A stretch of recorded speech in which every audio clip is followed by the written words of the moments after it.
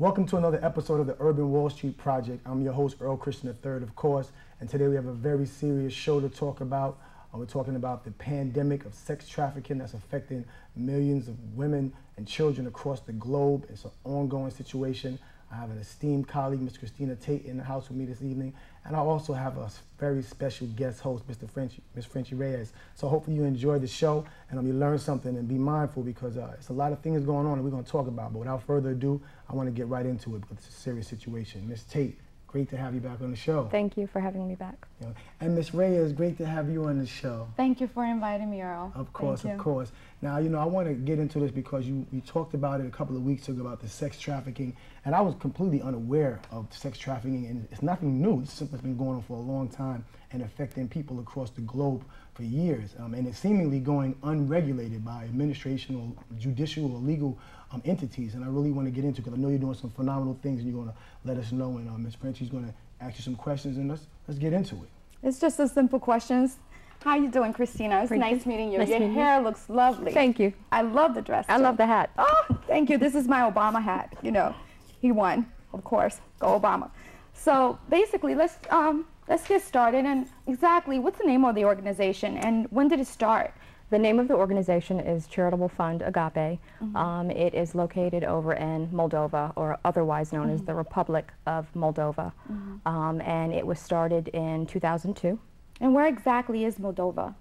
Moldova is over in Eastern Europe, and it's situated just between Romania and Ukraine.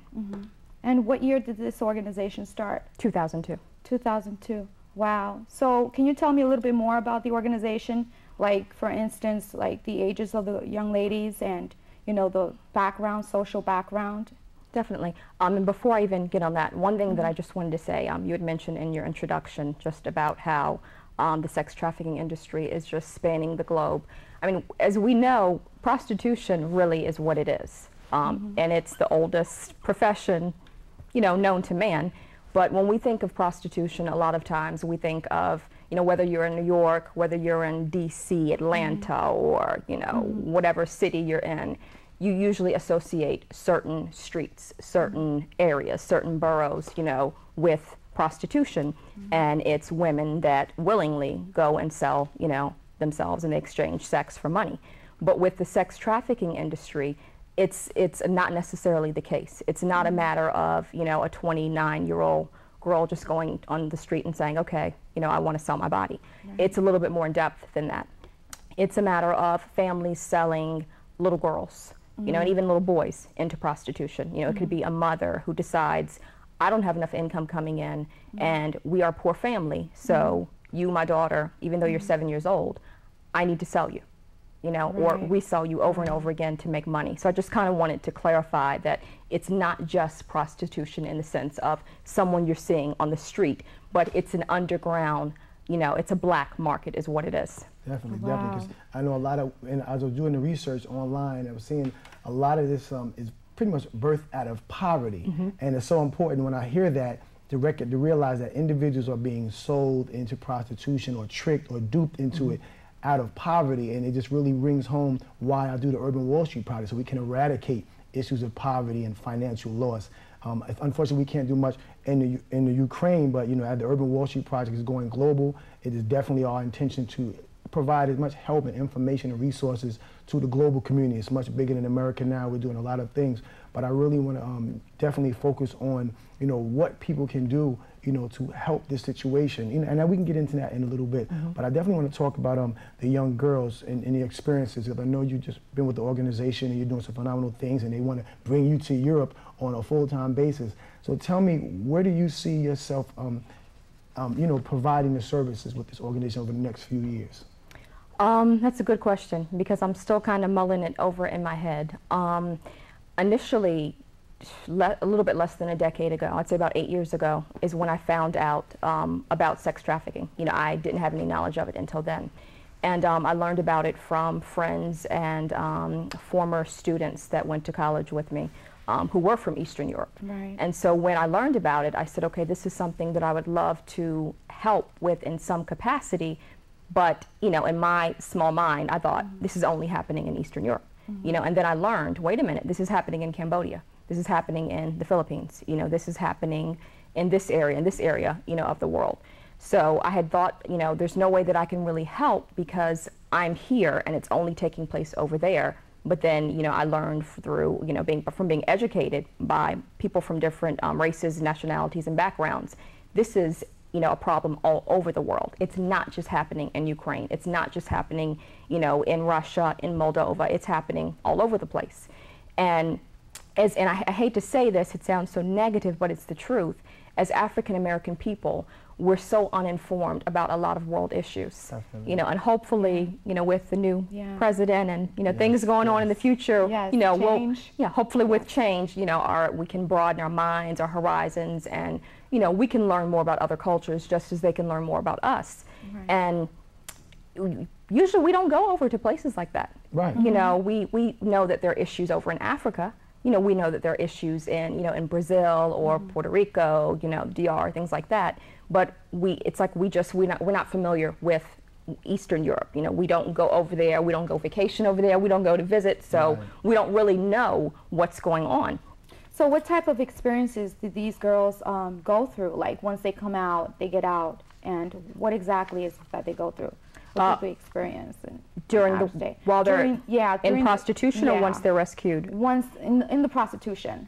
Well, the first phase, I guess you could say, is before they even get involved in prostitution. It's a matter of them being sold. You have either them being sold, or with some of them, they actually go in willingly because they do not feel like they have a choice. With the first group, those being sold, you know, as I mentioned earlier, it may be a family member. It could be a friend that either a brother or a father or a mother in desperate need, like for money and to eat, or, you know, to feed her children for whatever reason. They see it as a desperate situation, so they sell that child into prostitution. So that's the first category. And the second category is where you may have a young girl or an older woman who feels that that is the only way that she can survive. And where I wanted to show just the contrast again, you're not looking at just a female who says, you know, I am going to just go and do this. You know, this is not the, you know, I'm a college student and I'm stripping because I need to pay for my college tuition, and we all know that story. It's not one of those types of situations, you know. It's a matter of, you're looking at, with the country of Moldova, it is the poorest country in Europe. The average salary is around maybe, and it may fluctuate with exchange rates and things now, but from research that I've done within the last, I'd say, year or two, the average monthly salary has been maybe $100 to $200 US dollars. Wow. How do you live off of that? Right. You know, I can't imagine. Some people can't live, in America, we can't live on $100 in a week. Some people $100 a day. Exactly. You know, so with situations like that, you know, if you are a single mother and you have children and there's no other means of financial support, it's a matter of, you know, you have to choose. Do you leave your kids at home so you can work? Do you pay a babysitter? You don't have that money to pay a babysitter. You know, so many luxuries that we have, that we see as necessities, they don't have. So it's a matter of picking and choosing. You know what? I have to support my family, so I'm going to have to go without some things. Right. So that's basically how they start or wind up in because of poverty. Because of the poverty. Now, explain to me, do you know of any stories, for instance, or experiences that the girls have, what they go through? My understanding that a lot of them are raped and go through They go through absolute hell. Wow. They do. They go through mentally, emotionally, psychologically, physically, sexually. They go through so much, and whether they're 5 or 6 or whether they're 20 years old. And what they go through, a lot of them are beat. They're beaten by the pimps, and some of them may be locked in, you know, rooms, or they may be in the home where I wouldn't say they have free reign, but it's a matter of there's that mental enslavement where they're so petrified, they're so terrified. You know, there's that there's that fear to where even if the door is open, are they going to run and try to escape? You know, you do have some that and where would they go? If they're, and where would they go exactly? Because it's especially if they are in a foreign country, that if they're, you know, like if they happen to fly overseas to another part of Russia and they don't have any money. And that's a point I'd like to raise too. it's not just that the girls in that particular country are sold and they stay in that country. There's a huge network where a lot of the girls, what happens is there's also misadvertisement where the girls that do go into it, they may see an advertisement in the newspaper. Oh, I can be a waitress over in Turkey and I'm making $500 US a month versus the $100 that they're trying to live off of. So innocently, they go into it thinking, I've got to get a better life, make a better life for myself. So I'm going to go abroad and I'm going to go to Turkey, I'm going to go to Russia, I'm going to go to Dubai or wherever the country is, Italy, and I'm going to work for 6 months so that I can send money home to my family. And what happens is you have people that falsify the passports and the visas and they falsify the documents to get them over to that country. And in the beginning it's fine, they may get a little bit of money here or there, and then once they're in that comfort zone, they're tricked and they realize this, I'm in prostitution now, and the passports are taken, the passports or visas are taken. And if you've been to another country, if you don't have that passport or that visa, you're stuck unless you go to the embassy. Yeah, I've been to Jamaica and that was on vacation, and it just as an example, I misplaced my passport, and being in a foreign country is so scary. I can't even imagine, I can't even begin to imagine what these girls may be going through, especially at what age? You mentioned to me how young are these girls? The ones that... It varies. It varies. And unfortunately, because there's such a stigma attached to it, that some will never tell their stories. Some may be 27 now, and they first got involved at 5. Wow. But they don't want their families to know if their families didn't know in the first place. So it's, unless you've actually spoken with that person, you never know when they got involved. Right. Now, this is something that really caught my eye, because I was on the website and I was reading the stories and 7 testimonials and comments from women who have experienced that, who talk about what's going on in their region and how serious it is. And the main thing that came up to me was just the kind of the regulation, and realizing it's very, very lightly regulated, to the degree that, individuals are saying at night you can go into certain parts of Europe and you just see the pimps, whether it's males or females. It's almost like Mardi Gras, like it's common knowledge, like, oh yeah, it's going on, and it's not regulated. And I wanted to ask you, here in America, prostitutes, you can't just walk around the street. You're not going to go down to Times Square anymore these days and just see prostitutes all over 9th Ave. You're not going to just go to Hunts Point and just see them as readily as you used to once upon a time. So why is it you think that it's so rampant and the government or the police systems just don't get involved to try to do some form of regulating and help these young girls from falling victim to the situation? I think it's several things. One, I believe it's in Holland, if I'm not mistaken. I think it's Holland where prostitution is legal. Yes. But then it's like you have people that say, let's legalize the use of marijuana so that it cuts down on crime and this and that. So to me, that's the cop-out mentality, where if we just legalize it and let it be okay, then, get it off our plates, we don't have to deal with it. Then you also have certain governments which they're involved. Right. You have certain governments where, and we've seen it. We've seen it in politics, with New Jersey and other places where you've got elected officials, public officials, who have had their mistresses and things like that. And it comes out later on. So if you're doing that, when you're doing dirty, you want to keep your dirt covered, so you don't necessarily want to expose someone else that's doing the same thing that you're doing. Right. Now, I know this is a serious pandemic in a lot of countries, but I know Moldova is real serious. How serious is it in the township of Moldova, the country of Moldova? There's been lots of studies from just organizations all over the world, to the U.S. Department of the State, United States organizations, and at the end of the show, or if people want to contact me, I can give you a list of, these are reputable sources from the government giving statistics. According to statistics, which may be a little bit skewed, with Moldova, it's about 200,000 to 400,000 women and young girls are being trafficked, sold into slavery. So, can you take me through the process of basically how a young girl gets in contact with you?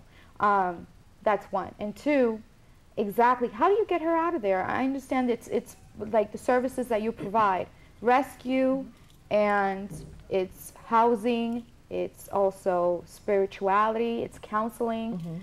But if we could just start from how the girls get your number. Okay, well, first let me clarify. It's not my organization. It's me becoming but you involved. speak so passionately about it. It's like, I just can't help but to think that it's like your I would like to have my own organization. I've been looking into that. I've been researching how to form a not-for-profit organization because it is a passion. You know, and I had mentioned before, you know, for about 8 years or so when I first learned about it, that's when I said I want to do something in some capacity in the future, you know. And then also, with part of my background, I taught, you know, I taught in the prison, you know, and I taught high school students that had behavioral problems, and I had a lot of females, 15 years old, that had been raped multiple times, and, you know, by their mother's boyfriends. And so you it's like have extensive experience and background in this situation. Maybe not extensive, but I do have a personal connection to it, you know, with this type of industry, because I've just been surrounded by so many youth, you know, and older women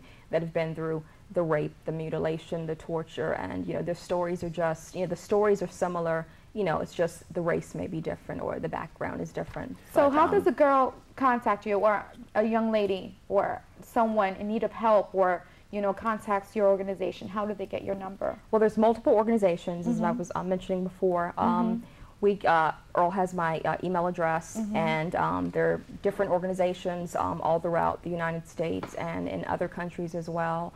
They're certified organizations where you know they're, you know, legit, you know, they're not fraudulent, where the girls can contact, there's 1-800 numbers, you know, numbers that are toll-free for them, where they remain anonymous until the process gets started to get them out of that environment. So I'm sorry, go ahead.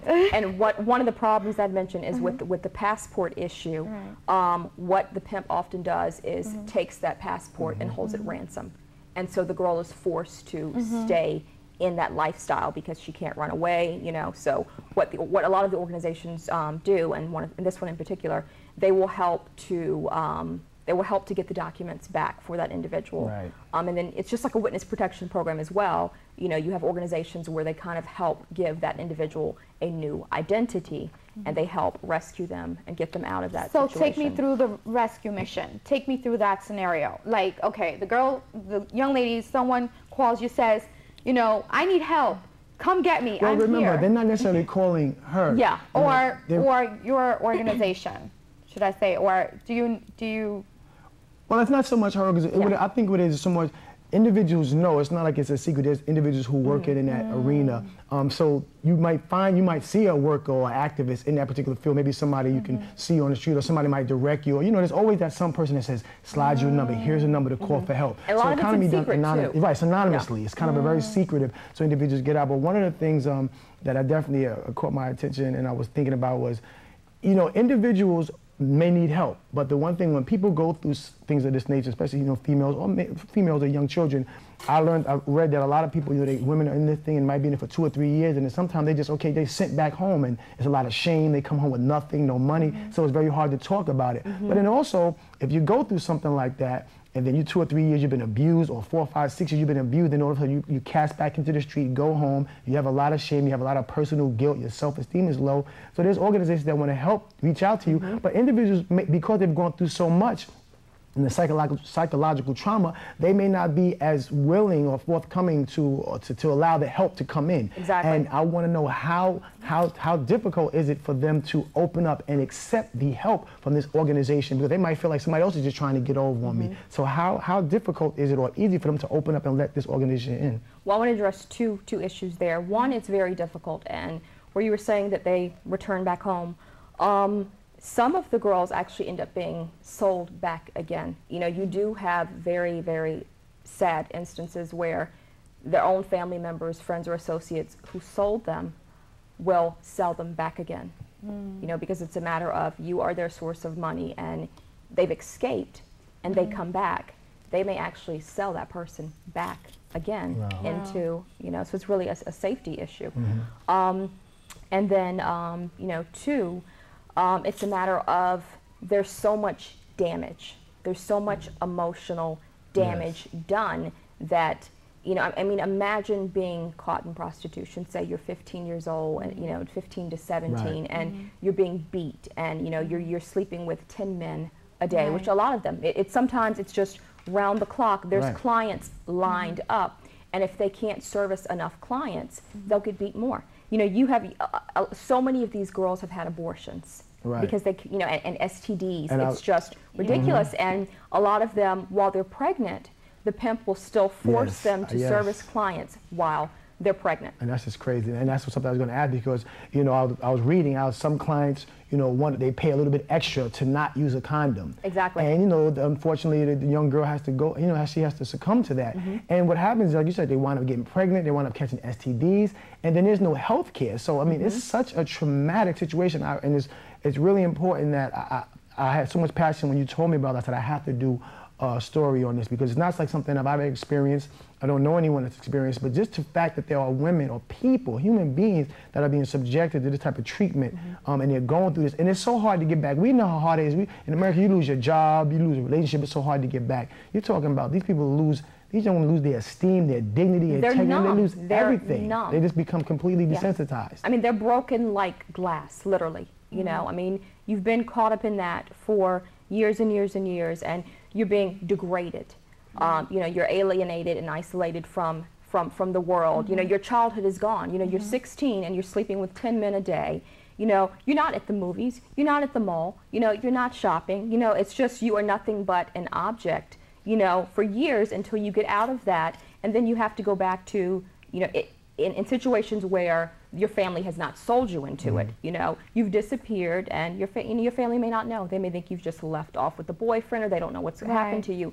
And you come back. How do you come back and say, Mom, I've been in prostitution for a year, for 2 years, for 3 years, and I just had, you know, 2 abortions, and I've been beat and drugged, and, you know, the girls are burned with cigarettes and just all kinds of forms of abuse. How do you even deal with that on your own emotionally, let alone come and tell your family, where there's a stigma, you know, attached to that? Exactly. So some of the girls just never even want to go home after that, because they feel disgraced, dishonored, and they don't feel, you know, that they're even worthy. Their self-esteem is so low. And that's why counseling is so important. But going back to the, you know, the trust issue, when they do find an organization, you know, there's so much aggression there. You know, it's just like a battered wife or an abused child, where it's just, there's so much rage, because, you know, it's pent-up rage where you've been hit on and abused for so long that you have to have some type of outlet, but because you've been the victim,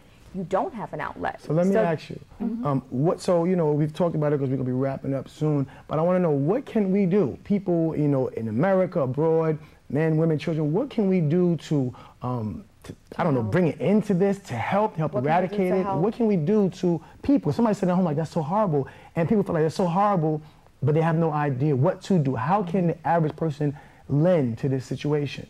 There's a few things. One, increase your knowledge base. You know, go online, the internet, you can find anything. You know, start researching, you know, familiarize yourself, educate yourself on this particular issue of what is going on all around the world. You know, Google it, go on Yahoo, you know, start researching it. Also, you can write your, you know, your congressperson, you know, your, you know, state representatives, politicians, because, you know, we have to start forcing and pushing for laws and mandates against these types of things. Definitely. So the government, we definitely have to get the government involved and seek their help.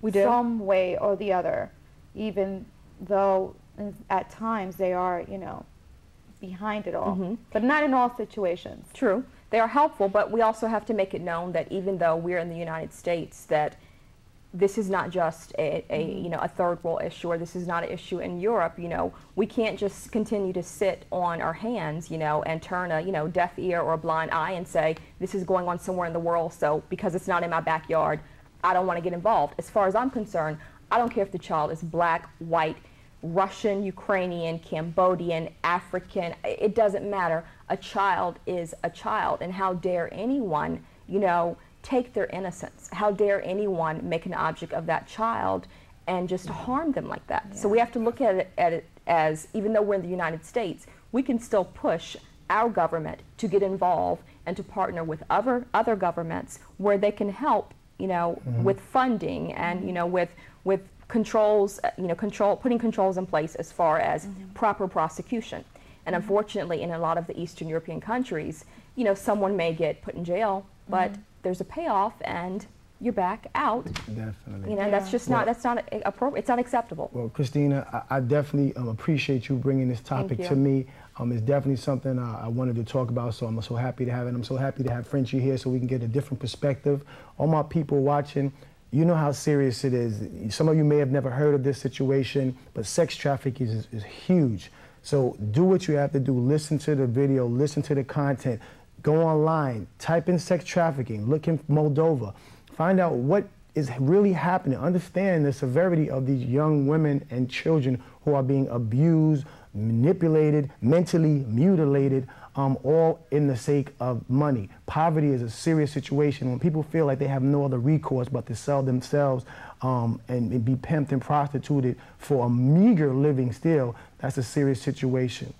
As always, you know you've been watching the Urban Wall Street Project. We bring you nothing but dynamic information, the truth, for all of my individuals who are aspiring to be business persons, because this is the Urban Wall Street Project. We started a new business club. Check out urbanwallstreet.biz if you really want to take control of your financial future and your freedom.